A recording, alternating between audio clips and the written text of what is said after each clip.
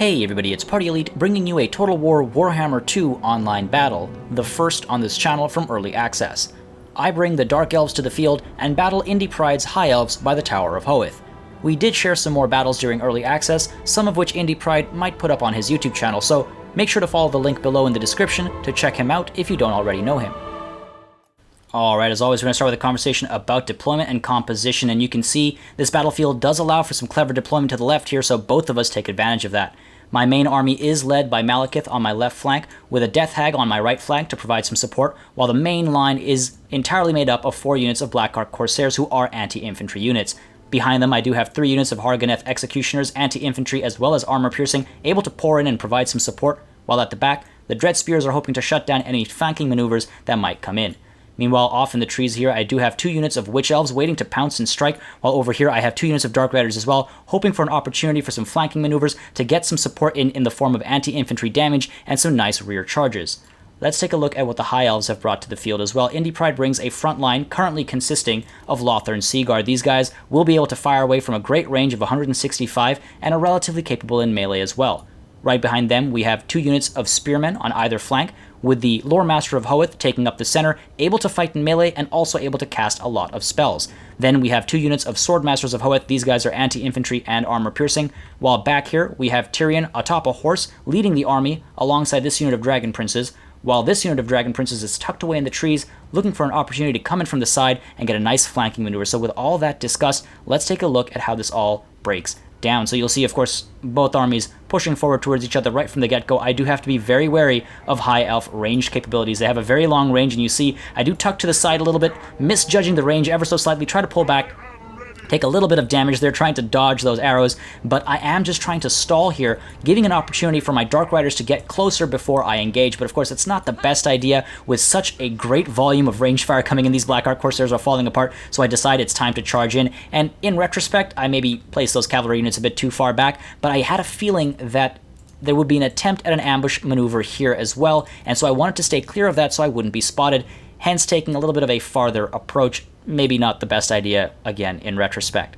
But you'll see as we push forward, these Blackheart Corsairs are falling apart at about less than half health when the Lothern Seaguard decide to change their target and focus on the Hargoneth Executioners instead. A great target selection there because these guys are anti-infantry, so great call when your army is largely consisting of infantry units. Meanwhile, in the trees over here, you'll see my Witch Elves have been spotted by the Dragon Princes over here, so they're going to try and get a charge in. I do respond with a charge of my own, but I mean, it's cavalry against infantry, so you can expect how that's going to go. The Witch Elves get tossed back, and they're in a very precarious situation, but unfortunately, it's not going to work out for me, and I don't actually pull them out anytime soon. Meanwhile, the front lines are about to engage. You can see the Lothern Seaguard here pulling back as the Sword Masters of Hoeth are pushing in, and meanwhile, I do have Blade Wind going down in this condensed section of units over here. These High Elves are falling to Blade Wind. That Vortex spell, like a Vortex spell, will move around at random, but it does work in my favor over here, staying relatively concentrated behind enemy lines.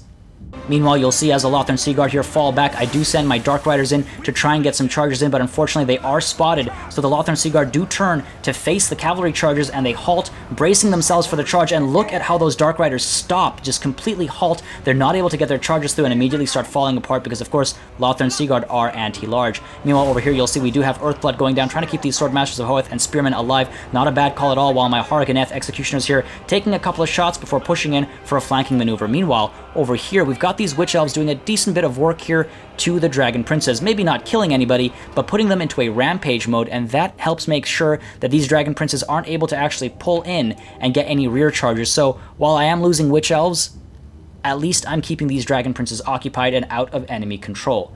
Now, back here on this right flank, you can see the Hargoneth Executioners are pushing into the Lothern Seaguard, hoping to shut down that range support once and for all, while we do have the Dragon Princes here running into Malekith alongside Tyrion, doing a decent bit of damage there, while Murderous Prowess does kick in just as the Hargoneth Executioners dive into the Lothern Seaguard, doing a great deal of damage, instantly dropping those guys, causing a great amount of hurt, while the Death Hag as well getting a rear charge into these Sword Masters of Hoeth, trying to take that anti-infantry support off the field as quickly as possible. Meanwhile, over here, you'll see Malekith is in a bit of a tight spot. Tyrion doing a great deal of damage to him, while my Dark Riders over here looking for an opening once again to get a charge in. These Dark Riders as well coming in for a nice side charge into some of these Lothern Seaguard. One unit already having shattered.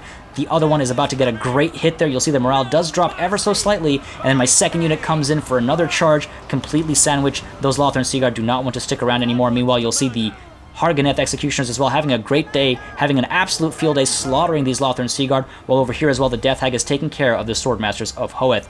Meanwhile, the Dragon Princes who were stuck in the trees there, put into Rampage, are now free to move as they wish, as both of my Witch Elf units were either routing or made to disengage, because I wanted to pull them in and try and provide some support in this central engagement, especially while they're under the influence of Murderous Prowess, because they actually get Murderous Mastery, which is significantly more powerful. So, as we push forward, you'll see here, Tyrion is having a great time battling Malekith, doing a great deal of damage. I'm not actually able to disengage him. I don't think to disengage him, rather, while over here, the Dragon Princes are going to try and get a nice rear charge, while you'll see these Witch Elves do dive in and get these Spearmen to rampage against Harganeth Executioners, working out wonderfully for me, as these Dragon Princes do try to push in with a rear charge. Meanwhile, over here, this right flank is mine, as these units do shatter, while over here, you'll notice we do have a Doom Bolt coming down, trying to shut down the Swordmasters of Hoeth once and for all, doing just that. These guys don't want to stick around any longer. They do begin to rout and leave the field. Meanwhile, you'll see I do have Stand Your Ground activating as well, trying to keep my melee defense up, trying to keep these guys fighting and scaring all these enemy High Elf units away, while again just pouring in from all sides. And you'll see over here the Death Hag gets close to the Lore Master of Hoeth, and then I decide to activate Witch Brew. Now, Witch Brew gives significant benefits to melee capabilities, but it also puts my unit into Rampage. It makes the Death Hag Rampage, so she'll chase after the closest enemy unit. So I try to strategically make that the Lore Master of Hoeth, and you can see the Lore Master is eating a lot of damage now, while Malekith as well is in a very precarious situation, hit by Spirit Leech for a moment there, needing to pull away, and deciding to actually cast Blade Wind once again now on the Lothern Seaguard over here, just trying to scare them off. I'm trying to scare the High Elves off the field, and again, pulling these guys back here as well, trying to get a full encirclement, because you can see I'm relatively concerned about the status of my army. A lot of these guys are willing to give up, very low on morale. Malekith is close to death as well. I cannot afford that, and you'll see I do try to get a Doom Bolt on Tyrion as well, just trying to get a little bit of damage in there, trying to scare him off with the quantity of damage that comes in, and you'll see it does do a fair amount of hurt as it comes and explodes right on him, drops him by about a quarter of his health, but he's also using Feint and Riposte right now, helping him in melee, increasing his melee defense and his physical resistance as well as melee attack. So while I continue to try and get this surround happening, continue to scare some of these units off, you'll see Tyrion is very much willing to stick and fight. Now, with that said, though, the Death Hag is doing a lot of work to Tyrion. The Death Hag is absolutely marvelous in melee, has poison as well, so able to do a lot of work and take care of enemy commanders, enemy infantry units, and enemy characters as well. Meanwhile, off in the distance here, you'll see these Lothern Seaguard are being chased down by the Black Ark Corsairs as well as the Harganeth Executioners. I just want to shut them down again, reduce enemy numbers to try and scare them off the field. And meanwhile, Malekith here does activate the Power of Darkness, taking a huge risk there, causing damage to myself as he's regenerating some mana. Meanwhile, over here, you'll see I do get my Dread Spears to halt just in time as this charge comes in, and the Dragon Princes actually lose their charge benefits there, and I'm able to shut them down, just managing to stop those guys in their tracks right on time. Meanwhile, you'll see over here Malekith slowly taking a lot of damage as well and trying to get Doombolt once more on Tyrion, just trying to finish him off, but Tyrion, very capably, very well microed here, manages to dodge the Doombolt, a homing missile, just dodges it, doesn't look at the explosion, because I guess Tyrion's a cool guy, but I'm sending all of my units to try and chase him down and shut him down. He is, of course, on a horse, very fast moving. I do not have any cavalry, and meanwhile, you'll see trying to target Malekith here with the Dragon Princes. I pop Stand Your Ground, getting melee defense up as well as leadership, just trying to keep everyone willing to fight. If my leader did die, at this point I would probably face a pretty rough rout, but you'll see instead the Dragon Princes do rout while Malekith kills himself while trying to regenerate some mana. Meanwhile, Tyrion here is going to have a bit of a field day running around, trying to get some charges in to kill my units individually, one bit at a time. You can see these Witch Elves now very close to routing. Not a good situation for me at all. I'm trying to get that surround and get these Dread Spears in there. I think I finally noticed he's on a horse. It took me some time to realize it, I think, but trying to finally get that anti-large support in there. Unfortunately, I don't have any Blackguard of Nagaron, no armor-piercing anti-large, just the Harganeth Executioners there for armor-piercing, but they are anti-infantry. The Death Hag, meanwhile, activating Witch Brew to get that benefit to melee attack and weapon damage, rampaging as well. There's only one unit on the field now. It'll be Tyrion that is the target of that Witch Brew.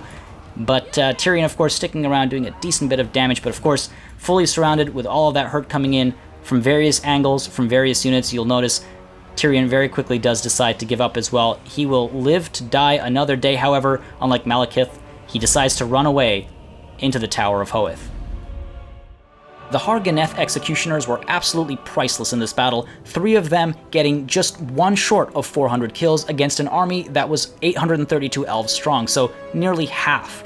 The Black Ark Corsairs did quite well as well, but the Dark Riders and Witch Elves were not utilized to their maximum potential, getting caught out in bad situations. With that said, hitting the Dragon Princes with Rampage for the first half of the battle meant they couldn't provide flanking support to the main engagement. The Dragon Princes performed quite well on the other side of the field as well, getting 301 kills between two of them, while the Lothern Seaguard showcased the value of having spears on your ranged units. Stopping my initial flanking maneuver completely negated all the effort put into it, and changed the tone of the battle completely. As always, make sure you subscribe to this channel for more Total War content. Game 2 releases very soon, and I have plenty of early access content to share with you. Thank you very much for watching, and until next time, cheers.